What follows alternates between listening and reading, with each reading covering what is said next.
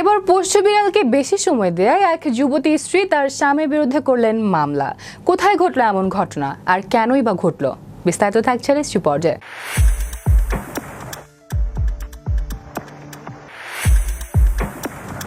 পোষা বিড়ালকে বেশি সময় ও গুরুত্ব দেওয়ার অভিযোগে এক যুবতী তার স্বামীর বিরুদ্ধে মামলা দায়ের করেছেন।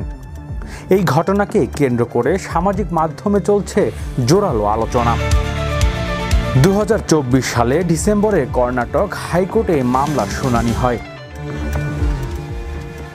প্রাথমিকভাবে স্বামী স্ত্রীর সম্পর্কে অবনতি পেয়েছে, কৌতুক সহ বিভিন্ন কারণে উঠে এলেও স্ত্রী জানিয়েছে আসল সমস্যা তার স্বামীর পোষা বিড়ালের প্রতি অতিরিক্ত মনোযোগ। তার দাবি, স্বামী বিড়ালটিকে এতটাই প্রাধান্য দেয় যে স্ত্রীকে সময় দেয়া হয় না। এ নিয়ে দুজনের মধ্যেই প্রায় তর্ক বিতর্ক, বিবাদ হয়। এমনকি বিড়ালটিও মাঝে মাঝে তাকে আশ্রয় দিয়ে থাকে। এই মামলা সংক্রান্ত একটি ভিডিও সামাজিক মাধ্যমে ভাইরাল হয়েছে, যেখানে আদালতের বিচারকের বক্তব্যের অংশ বিশেষ দেখা গেছে। নেটিজেনরা এই ঘটনাকে নিয়ে মিশ্র প্রতিক্রিয়া জানাচ্ছে।